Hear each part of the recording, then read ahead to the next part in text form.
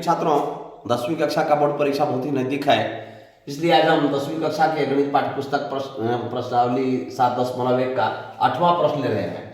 प्रश्न है कि y का वह मान ज्ञात कीजिए जिसके लिए बिंदु P 2, -3 और Q 10, y के बीच की दूरी 10 मात्रक है। आइए हम इसको आसानी पूर्वक समझने का प्रयास कर रहे हैं। एक बिंदु है यहाँ और एक बिंदु है यहाँ। इसका निर्देशांक P 2 और -3 है और ये Q है जिसका निर्देशांक 10 और y है। 10 और y है। अब इसके दोनों बिंदुओं के बीच की दूरी जो है, ये बीच की दूरी जो है कितना है? 10 मात्रक है। कितना है? 10 मात्रक है। ये यहां से P और Q के बीच की दूरी कितना है? 10 मात्रक है। तो हमें y का मान ज्ञात करना है। ठीक है, आइए हम यहां से हल कर रहे हैं। दूरी सूत्र का प्रयोग करेंगे, है ना जी। तो हम यहां लिखेंगे कि दूरी सूत्र से, दूरी सूत्र आपको पता है क्या? दूरी सूत्र होता है अंडर रूट कोष्ठ में x2 माइनस x1 का square whole square plus y2 minus y1 का होल स्क्वायर। अब चूंकि दूरी जो है 10 मात्रक है तो यहां हम लिख दिए 10। लिखेंगे 10 बराबर x2 क्या हो जाएगा? हम इसी में मान ले रहे हैं। यहाँ जो हम आपको समझाए हैं, यहाँ दिखाइए वीडियो को। तो यहाँ जो हम मानते हैं x2 क्या हो जाएगा? 10 और x1 क्या हो जाएगा? 2। तो अंडर रूट में हम लिख रहे हैं कि 10 माइनस 2 का होल स्क्वायर, ठीक है, प्लस y2 माइनस y1। तो y2 क्या है? y ये है, क्या है? y और माइनस y1 क्या है?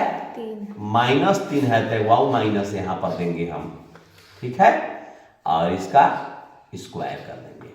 ठीक है, कोई दिक्कत? अब 10 ही कहां से हम लाए? ये 10 दूरी मात्रक है। 10 मात्रक है ना, दूरी दिया हुआ है P और Q के बीच के, इसलिए हम 10 यहां लिख रहे हैं और ये दूरी निकाल रहे हैं। 10 में से 2 घटा कितना हो जाएगा? 8 का स्क्वायर हो गया, है ना। और प्लस यहाँ क्या हो जाएगा? y और माइनस गुने माइनस y प्लस 3 का होल स्क्वायर। क्या चीज में होगा? ये अंडर रूट में होगा। क्या चीज में होगा? अंडर रूट में। अब हम यहाँ लिखेंगे 10, क्या लिखे? 10 बराबर, अब यहाँ हम क्या लिखेंगे? 8 अठाई 64। क्या लिख दिए?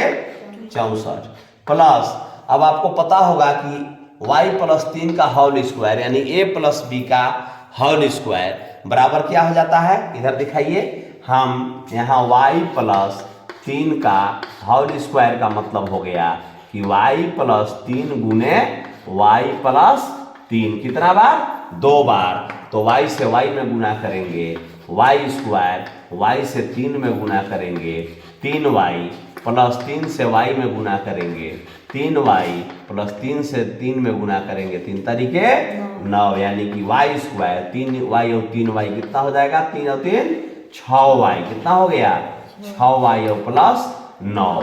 जब इसको हम हल कर दिए तो y square plus 6y plus 9, यानी y प्लस 3 का होल स्क्वायर की जगह पर हम क्या लिख देंगे? y स्क्वायर प्लस 6y और प्लस 9 यहाँ पर लिख देंगे, अंडर रूट में ही लिखेंगे। ठीक है, चलिए अब यहाँ लिख रहे हैं 10 बराबर, अब 64 में से 64 और 9 कितना हो गया? 9 4 13 के 3 हासिल 1 6 अब 1 7 73 हो गया। कितना हो गया जी? 73 हो गया। कितना हुआ? 73 प्लस y स्क्वायर, है ना, और प्लस कितना हो गया? 6y, है ना। अब लिखेंगे कि दोनों तरफ वर्ग करने पर क्या लिख रहे हैं? यहाँ लिख दिए 10 का स्क्वायर कर दिए, तबे ना रूट हटेगा। ये 73 प्लस वाई स्क्वायर और प्लस 6y लिखेंगे, इसका भी स्क्वायर कर दिए यहाँ से, ठीक है ना। अब यहाँ कोष्ठ में लिख दिए, बगल में लिखेंगे कि दोनों तरफ वर्ग करने पर, दोनों तरफ वर्ग करने पर, दोनों तरफ क्या करने पर क्या किए, वर्ग कर दिए।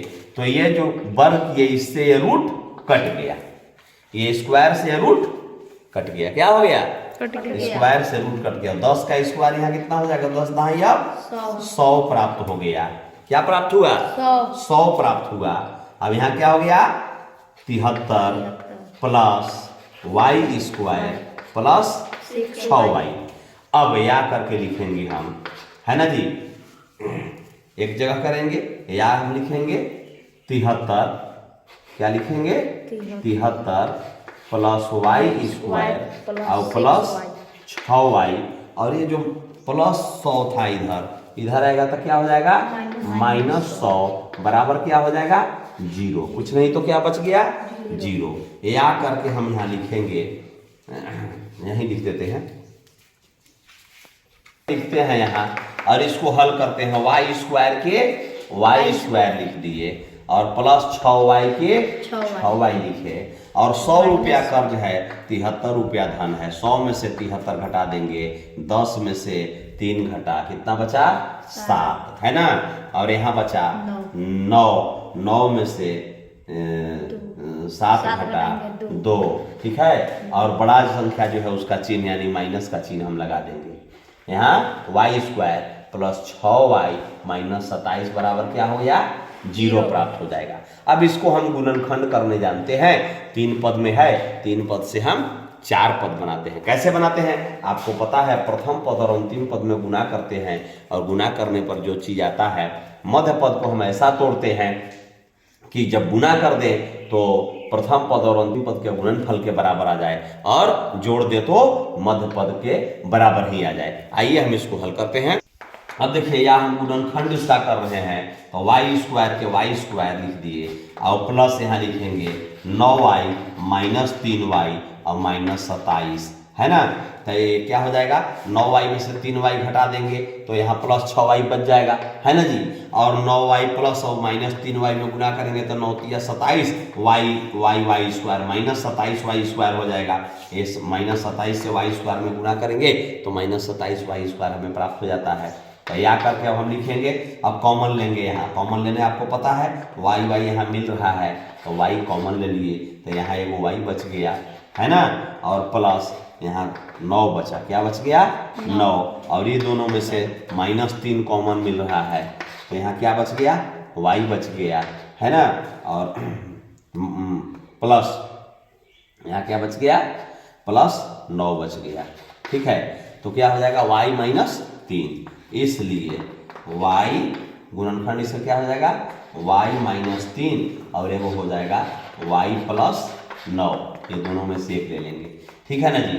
तो इसलिए हम क्या लिखेंगे कि y बराबर y -3 बराबर कुछ नहीं है तो 0, इसलिए y बराबर क्या हो जाएगा, इधर जाएगा तो +3 हो जाएगा, इधर जाएगा तो +3 हो जाएगा, -3 था बराबर के बाईं ओर, बराबर के दाईं ओर गया तो +3 हो गया। इसी प्रकार यहाँ y प्लस क्या है, इसी प्रकार यहाँ हम लिख देंगे, इसी प्रकार y + 9 बराबर 0, इसलिए y बराबर कितना हो जाएगा जी -9 हो जाएगा।